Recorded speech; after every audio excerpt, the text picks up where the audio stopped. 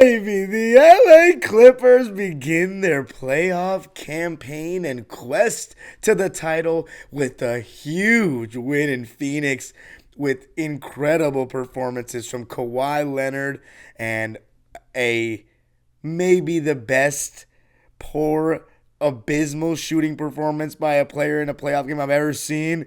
Gonna be talking about it all on today's Locked On Home Court Advantage Clippers. You are Locked On Clippers, your daily Los Angeles Clippers podcast, part of the Locked On Podcast Network, your team every day.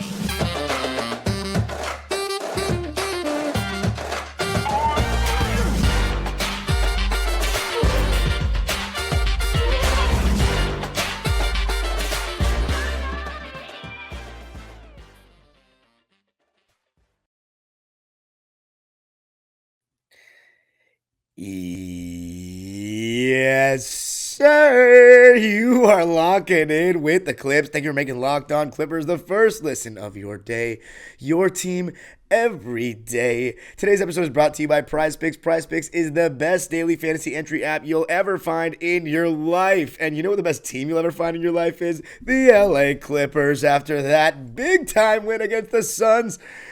My name is Darian Vaziri. I'm your host and been a Clipper fan for 18 years.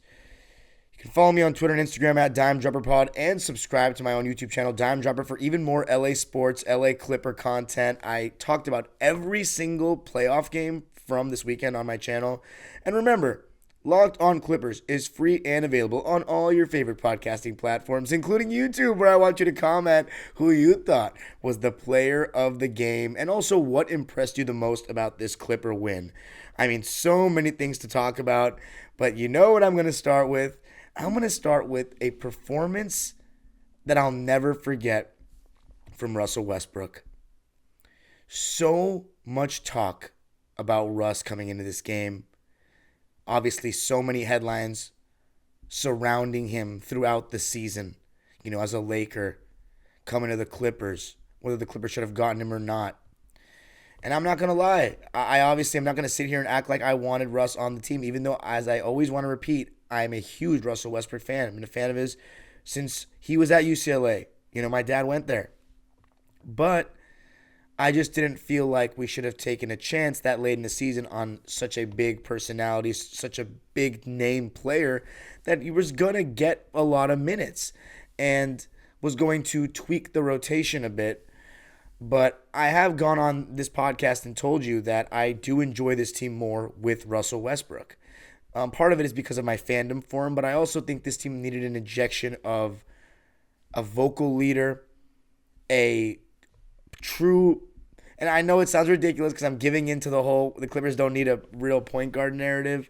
And I know it's just one game. I know we only beat the Suns in one game. Doesn't mean we've won the series.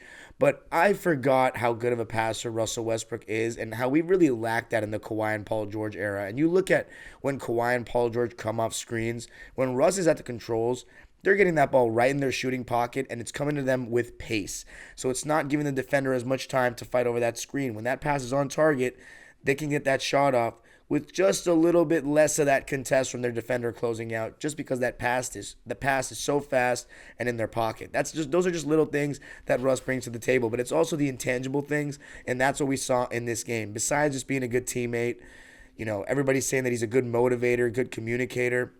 He's been so positive from everything he's done, whether it be with the media, whether it be on the floor, whether it be players talking about him off the floor, but it's that effort.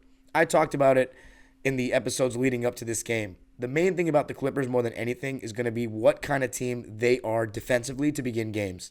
And in this game, you could see we got the real Clippers, the ones that play hard defensively, that fight over screens, that take pride, that know the game plan, that have attention to detail, that communicate defensively, that rotate sharply.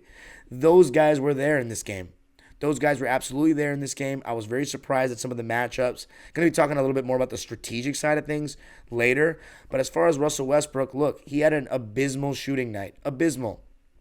And honestly, you know, I've talked about how I don't want him shooting threes a lot on this podcast. But he is shown to shoot the three ball at a 36% clip in a Clipper uniform. Now, granted, I do think there are certain threes that he shouldn't take. For example, threes off the bounce. I think, and also with plenty of time on the shot clock.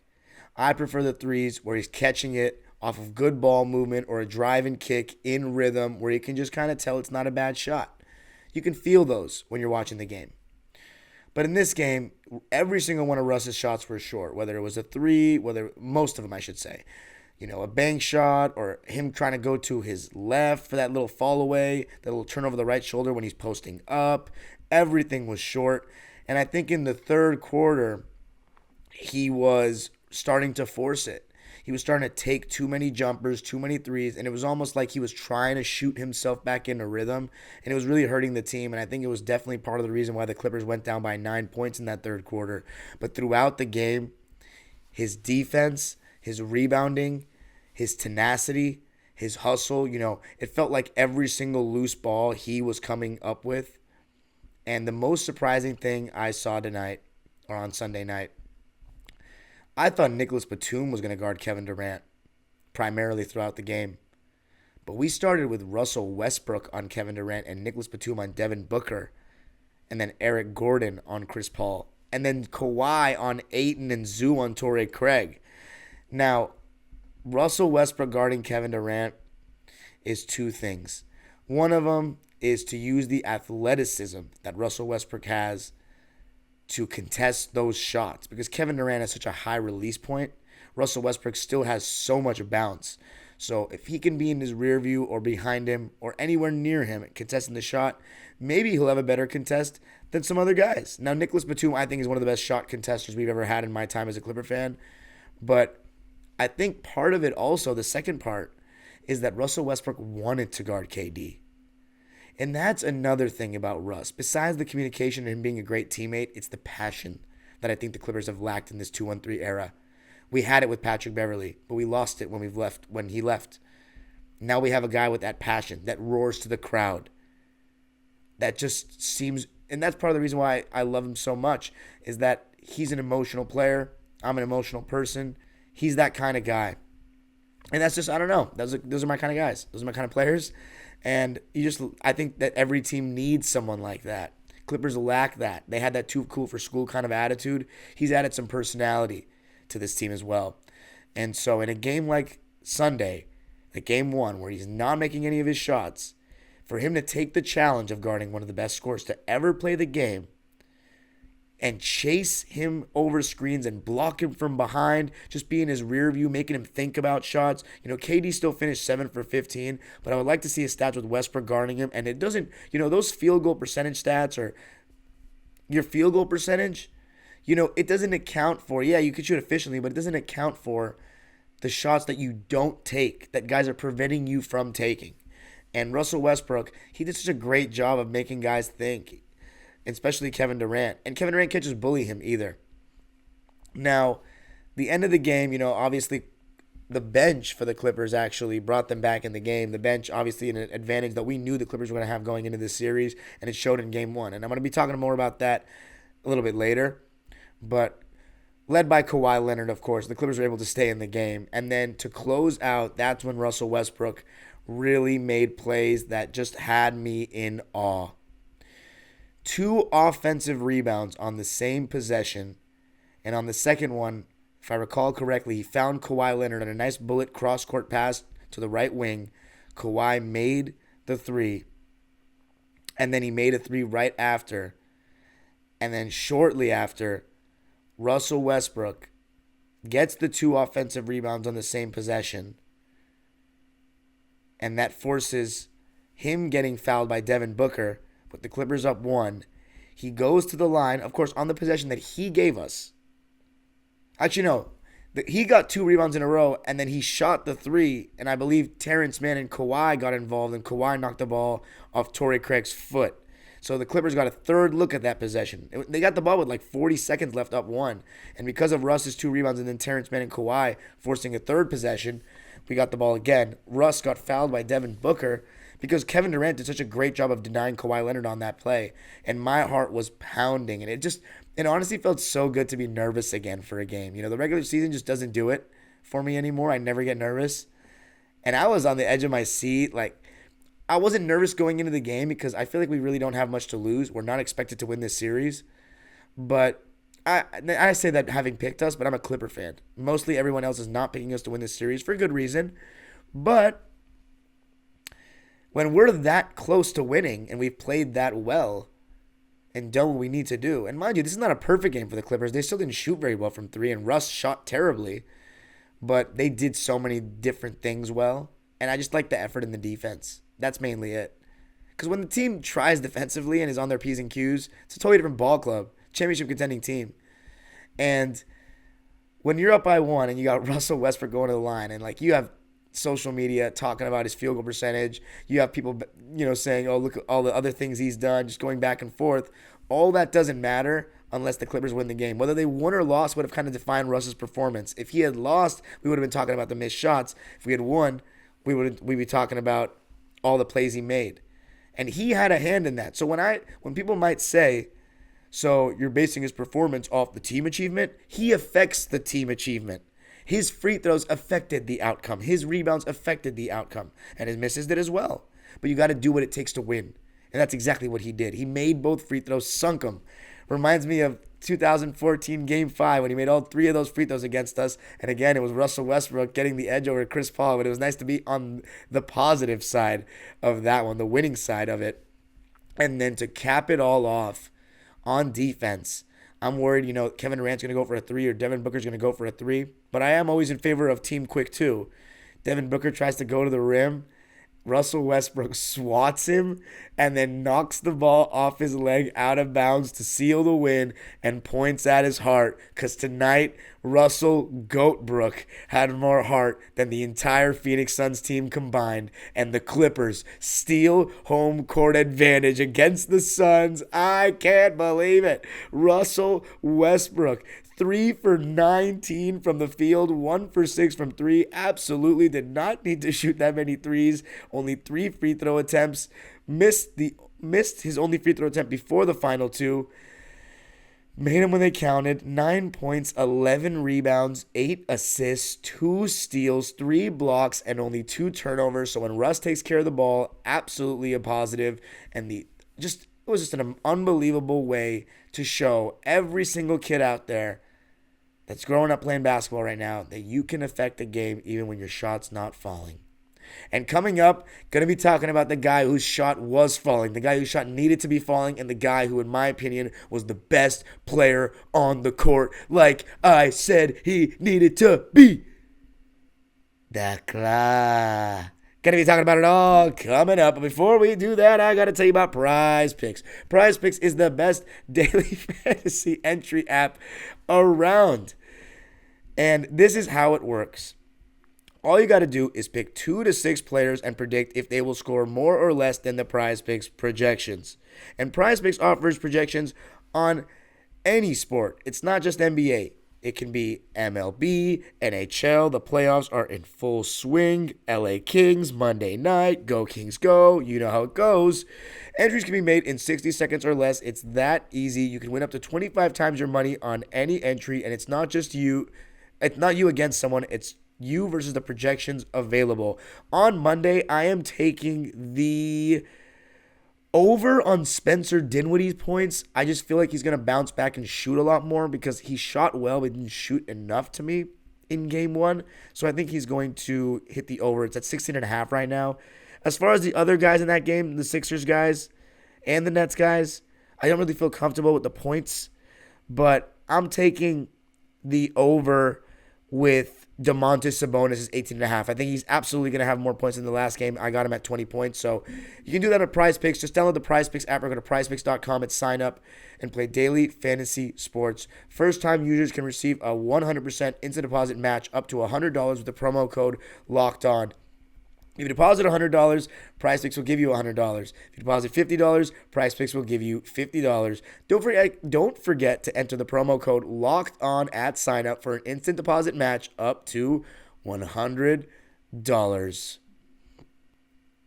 Thanks for making Locked On Clippers your first listen every day. Tomorrow on the show, I'm going to be previewing Game 2. Do the Clippers need to do anything differently? What the Suns may counter with. I'm going to be talking about that. for Tuesday's episode. But right now, let's enjoy Monday's episode where the Clippers beat the Suns in Phoenix. And I'll tell you why I'm so happy, because no one expects us to win this series except for Clipper fans. And actually, you know what? There are some people picking us, like Charles Barkley, which usually is a curse. But I want to say this about Charles Barkley. For everybody that says that, and he's bad at predictions, of course. And sometimes he just goes with what he wants. But I think he genuinely thinks we're going to win this series. And he has a bad history of predictions. But in 2015, he said we were going to beat the Spurs. And I remember thinking he was nuts, because I was like, how can you bet against the defending champions? And then we beat them, and he was right. And then after, he said the Rockets were going to beat us, that their depth would kill us. And I was like, what is he talking about? We're not going to lose to the Rockets after beating San Antonio. And he was exactly right, that their depth killed us. So sometimes, once in a blue moon, he's right. So hopefully he's right this time. But look, it's not really about that we won one game, I'm so happy, or I think we're going to win this series, I'm so happy. It's that I'm so proud of the way the guys played. I'm so proud of 1 to 9 and the coaching staff. Like, Ty Lue coached a great game. He played the right 9 guys. He went with Russ in a situation where I was saying we shouldn't have put him back in the game because he was going cold, and he was rewarded.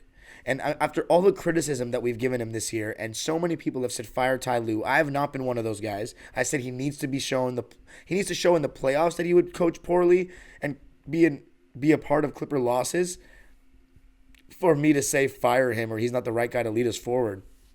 But playoff Ty in his one season with the Clippers was awesome. And you know one thing he did not do in any series as a Clipper coach? Win one of the first 2 games. So it feels kind of weird with Ty Lue to have won the first game of a playoff series, but I could get used to it for sure. Because the Clippers, we have a pretty good track record with winning the first game of series. I mean, 2006 against Denver we did. We also did it against Memphis in 2012. We did it against the Spurs in 2015. We did it against the Mavs in the bubble. But we usually seem to, now that I think back, we don't really win game 1 a lot.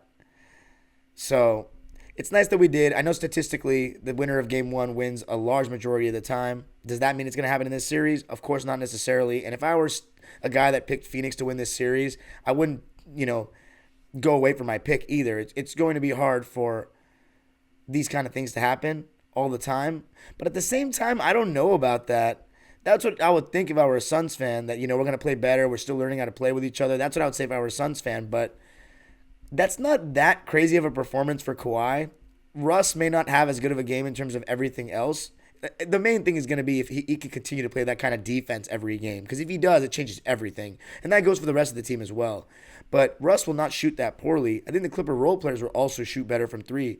But let's talk about Kawhi Leonard. I constantly said that I think he needed to be the best player in the series for the Clippers to win. And he absolutely was. From the jump, what was interesting was Torrey Craig was guarding him, not Josh Okogie. And I thought he was trying his best. He did a decent job. But when Kawhi catches the ball like 15 feet away from the basket, and I thought we did a good job of setting some off-ball screens to just kind of get him a little free to catch the ball without as much, resistance or denial from the defender. And when he got the ball around that 15-foot area, I mean, he's so patient, just gets to a spot. It's crazy because he doesn't elevate that much off the ground, but he's got a high enough release. And he's so good hitting contested shots that it makes it seem like the contest isn't even there. And, going to his right, going to his left. He does a great job of jump stopping, pump faking, and just waiting, timing the jump or contest to the defender. And he was just making shots all game, throughout the game. His defense was very solid as well. And I loved how, as the game went on, late third quarter and then the fourth quarter, we saw him guarding KD more. And it was just so awesome to see 2 of the greatest small forwards to ever play the game, go at each other. And, I keep having to say this, and I don't want to, sound like I'm bragging or anything, because it's not really something to brag about. But I do really put my work in. I'm really passionate about the history of the game and, ranking players properly and all that. So I don't throw that kind of all-time stuff around loosely the way a lot of people do. But Kawhi Leonard at his prime, this Kawhi Leonard we've seen for the last 5 years, there are very few players at the small forward position ever better than him. It's the truth. Even amazing players like Scottie Pippen, Paul Pierce, such good players. James Worthy, Dominique Wilkins. I would take Kawhi over these guys. Absolutely. And, he's shown that being the best part of finals team. He does such a great job of elevating his play in the playoffs. And, in this game, he had to carry a large weight. We wanted to see Kawhi carry. And he did. There were stretches in this game, in that second half, especially in the third, where we could not hit shots. But he could. He was hitting contested shot after contested shot, 15-footer, 18-footer, catch and shoot three. But the threes kind of came later for him. He even had Kevin Durant one-on-one, stared him dead in the eye, face up, just rise, no dribbles, cash, 17-footer. There was also one play where he was bringing the ball down the court with some pace, got bumped, and just threw some stuff up there, and he got the bounce. It was an unbelievable shot. And then 2 step-throughs that looked like travels. I don't know why they looked more like travels than normal step-throughs, but he hit them, and just so strong. I mean, Torrey Craig, God bless him, but he just didn't stand a chance, really. And when Kawhi Leonard is scoring like that, you don't really stand a chance. Nobody does. Even the great Kevin Durant, who's 7 feet tall and a very underrated defender, he rose right over the top of him. But I got to give Kevin Durant credit. He did a really good job of denying Kawhi Leonard the basketball. And at times he didn't get the ball in certain possessions. But overall, I think, they loaded up on Kawhi a good amount. I think he made good decisions in terms of kicking it out and also sometimes going away from the loaded up defender and still just making sure he was kind of one-on-one with Torrey Craig. Because the thing is, I always say this, contested mid-range shooters, contested mid-range snipers, that shot's like a layup for them, and Kawhi Leonard absolutely falls in that category. And for him to hit those threes late in the game, those 2 threes back-to-back in the fourth with like 2 minutes left, that was, as they say these days, an I'm him moment. I mean, he absolutely sunned these boys, no pun intended. I didn't intend for that pun. But he looked at KD and Devin Booker and he said, I'm the best player on this court, dog. Come on, son. Playoff Kawhi with a capital L-A and the claw with a capital L-A. Because guess who won the game? The L.A. Clippers. And Kawhi Leonard was a huge part of that. Big time shooting late. Clutch. Best player on the floor. 38 points, 5 rebounds, 5 dimes, a steal and a block, 13 for 24 from the field, 3 for 5 from deep, 9 for 10 from the foul line, which led all Clipper players in free throw attempts. And he also played 42 minutes. So in the second half, he started the fourth quarter. I thought he was going the whole second half. But Ty did a great job of just resting him for about a minute or two. Got back right in the game. And I got to give Kawhi credit for him to show that kind of stamina. His legs really lasted. And you know what I think part of it was the other guys playing such good defense and not making him have to guard Booker or KD as much. Because as I said, they're not going to put him in the action. They're not going to want Kawhi to guard them. So if Kawhi is not the primary defender, the other guys got to step up. And we did not let KD and Booker explode. But coming up, going to be talking about the strategy of the Clippers, what we tried to do, what we successfully did, and why this was a really good game from Ty Lue. But before we do that, I got to tell you about Built Bar. Looking for a delicious snack but don't want all the sugar and calories? Then you need the best tasting protein bar ever, Built. You got to try this. If you're like me and you want to make a healthier snack choice but you don't want to compromise on taste, then Built Bars are just for you. And what makes them so good is they're covered in 100% real dark chocolate. And on the inside, they have this chewy interior, similar to kind of like Rolos, kind of caramelly. And it's so fire to the point where I'm really disappointed that I haven't gotten a box recently. So like, what's going on, Built Bar? Come on. And they come in unbelievable flavors like churro, peanut butter brownie, and cookies and cream. I really want to try this freaking churro one, man. I'm not sure how Built does it, but these bars taste like a candy bar while maintaining amazing macros. And what's even better is that they're healthy. Only 130 calories and 4 grams of sugar with a whopping 17 grams of protein. And now you don't need to wait to get a box. For years, we've been talking about ordering them on Built.com, but now you can go to your local Walmart or Sam's Club while you can still get specialty flavors at Built.com. That's right. Head to your nearest Walmart today, walk to the pharmacy section, and grab yourself a box of Built Bars. You can pick up a 4-bar box of cookies and cream, double chocolate bar, or coconut puff. And if you're close to Sam's Club, run in and grab a 13-bar box with our hit flavors, brownie batter puff and churro puff. You can thank me later.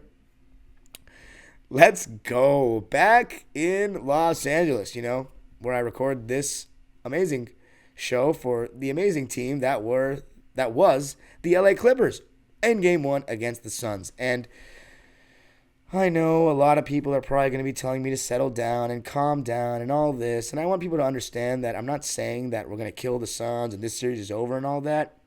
forgive me, I haven't been very happy this season covering this team because it hasn't been a good season. So when we actually win a game that means something, I am, of course, going to be overjoyed. Are you kidding me, dude? We got home court advantage, and I'm going to game 3. The series is in our hands now in terms of winning at home, but the problem is we're not a very good home team. So we need everybody, listen to this show, that's going to the game. Games 3, 4, and 6. I'll be at 3 and 6. And I guarantee you there will be a game 6. So for all those people that were on Locked On Suns and Locked On Clippers commenting Suns in 5, please show us some respect. This is what happens when you actually play an actual team. You know, Phoenix. I'm not saying that they're not a great team and may not end up being a great team this season as they continue to play more games together. But acting like you're just going to steamroll us because in the last game of the season, you barely beat our bench. Like, that's just not how this works. When it comes to playoff basketball, Ty Lue, the players are going to lock in. Every game is different. And yeah, I know every game is different, so those comments may age well if the Suns just cream us in game 2. But I'm telling you right now, this is not going to be an easy series for them. And I think now they realize that all the Suns fans are picking Suns in 5. If I look like a fool and it ends up being Suns in 5, then, geez, I don't think that's going to happen. So what I was saying was, Clipper fans, please, as loud as you can be. We need everything that we can get to help these guys like we did against San Antonio. Because it's going to be a tough series. And we are dealing with all-time greatness here with Chris Paul, Kevin Durant, and Devin Booker. But Chris Paul, he's not that all-time version. Kevin Durant still is. And he has done us pretty dirty in the past. And we did beat him in Game 1 in OKC years and years ago. And he found a way, as the series went on, to just impose his will. We also didn't have Kawhi Leonard back then. So the strategic aspect of the game for Ty, I thought he made some really interesting decisions. Starting with the fact that I was 100% right on what the Suns were going to do in terms of guarding us. They had KD guarding Westbrook to try to have him roam away and then also be able to close out and not let Russ just blow by a shorter guy and run to the basket with no rim deterrence. But I didn't expect the Clippers to start with Nico on Booker, Eric on CP, Russ on KD, but Zubats on Craig. They did that. We've seen a lot of times this season where Zoo will guard the worst offensive player on the other team and Kawhi or Paul would guard the center so we can switch the pick and roll. So that's what they wanted to do, is try to switch that Ayton pick and roll. And in the beginning, there was a play where Russ switched on to Ayton and Chris Paul threw him the ball and they scored. But if I recall correctly, I don't remember them going to that pick and roll tandem that much more in the game with CP and Ayton. And if they did, we did a pretty good job with it. Zubats was decent in drop coverage as well. I didn't mention him once in this episode, but his defense in drop coverage was very solid. He rebounded. He finished around the rim. A couple of jump hooks against Ayton. He was awesome. 12 points for Zoo to go along with 15 rebounds on 5 for 8 shooting. Was just fantastic, doing what you need to do. And Ayton had 18 points and 8 rebounds, but I thought we kept him in check. He shot 50%, but it never felt like any of the Suns players were killing us. And even when they went up by 9, that was when nobody was hitting shots and they were just starting to play well. But when they went to their bench, every single time, it's just advantage Clippers. And there was even one time where Monty took 3 of the big 4 out at once, and I was very shocked about that. They probably shouldn't do that. But Norman Powell, Terrence Mann, Bones Highland, and Mason Plumlee, they gave us what we needed. For Bones Highland to come in, and they tried to attack him in the pick and roll at the end of that third quarter, and he got a beautiful steal. And then Devin Booker slapped him in the face and didn't call anything. That's another thing. I thought the officiating in the second half against the Clippers was absolutely ridiculous, especially in the third quarter. Devin Booker, he had a very good defensive game, don't get me wrong, and I want to reemphasize to everybody that thinks that Devin Booker's not a good defender, watch him the last couple seasons with Monty Williams.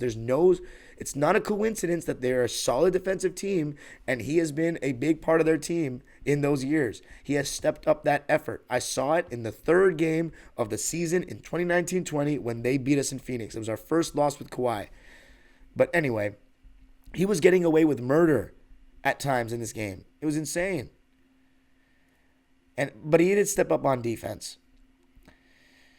I don't even know why I mentioned that. What was my point there? See, this is where it sucks not having a co-host, because I have to just keep on going, and sometimes I just be forgetting stuff. I had a point to make with that. But the point is, our bench. Yeah. So, it's advantage us every time. Bones Highland, he wasn't hitting his shots. He was 1 for 6, but he did a good job of showing that he's not the slouch and total liability that you think he is defensively. He actually held his own, and what's good is we won the game even when he didn't shoot well, so there's going to be some busy flurries coming up. And Terrence Mann, I thought his offensive game was not very good. He passed up 2 layups under the basket, but defensively, fantastic stuff. Much better. We've been talking about his screen navigation lately, and he's been getting cooked by some players that he shouldn't really be getting cooked by. But in this game, I thought that he did a good job of just making every guy he guarded's life tough. Devin Booker, Chris Paul, Kevin Durant, getting into their airspace, being physical. And he had the dunk that sealed the game, and that was pretty nice, just to have that cherry on top of the sundae by T. Solid game for him off the bench, and he closed. So I got to give Ty Lue credit. He closed with Russ, Kawhi, EJ, Terrence, and Zoo. Or was it Norm? I think it was Zoo at the end of the game. And it worked. It absolutely worked. Yeah, it was Zoo. So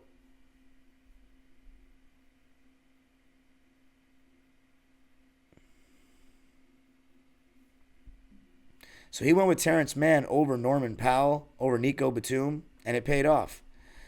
Terrence Mann in the game had 10 points, even though he wasn't hitting his 3-ball. 0 for 3 from deep, which makes me think that he's probably going to shoot better next game. 3 for 6 from the field, so 3 for 3 from 2. He was a plus 13. He had 4 rebounds and 2 assists. Only thing was he had 4 turnovers, so he definitely needs to limit that. Clippers with 13 turnovers in the game, Suns with 10. And then I thought Mason Plumlee gave the Clippers some really good minutes. Just rebounding the ball well. Wasn't horrendous defensively. Did a decent job on those hedges, on the screens. And then finishing around the basket pretty well. 11 rebounds for Mason. 3 offensive rebounds. 7 points. He was a plus 16. 3 for 3. And also made his only free throw in 18 minutes of play. Norman Powell, not quite the 18 to 20 points I said we needed from him to win the series, but a good sign for him. He hit a couple of jumpers, including one really tough jumper from like 18 feet, 20 feet away with the guy all over him. 14 points. I forget who was on him. 14 points, a steal on 5 for 10 shooting, 1 for 4 from 3. So he's still, not fully gotten that 3-ball back, but at least he got 1 to fall, and his jumpers were falling better than lately. So hopefully his jumper will continue to fall. 14 for him. We'll take that all day. Only got to the line 4 times, but made 3 of them. And then Eric Gordon. I haven't really mentioned him enough, but he got the Clippers off to such a great start in the first quarter.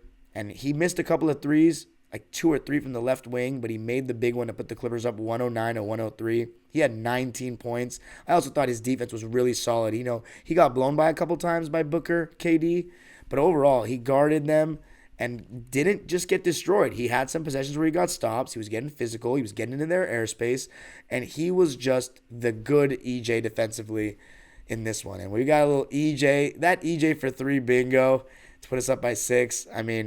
What a play. And also, what a shot, I should say. And for Eric Gordon, this is his first playoff game as a Clipper. It probably means a lot to him. The Clippers win it 115 to 110. Ty Lue sticking with Russ. And overall, coaching a good game. The Clippers win it by 5, take a 1-0 lead, and have home court advantage now. You could not have asked for better. Expect the Suns to come back strong, and we're going to be talking about what they're going to do on the next episode on Tuesday. Thanks for making Locked On Clippers your first listen every day. You can follow me on Twitter and Instagram at DimeDropperPod. Subscribe to my own YouTube channel, Dime Dropper, for even more Clipper content. And comment on today's pinned question on Locked On Clippers. Who was your player of the game, and what impressed you most about this Clipper performance? For the Clippers, I want to end you with this stat. 34 bench points for us. The Suns played an 11-man rotation, and they had a grand total of 10. The deepest team in the league. The age-old proverb continues. Go Clippers!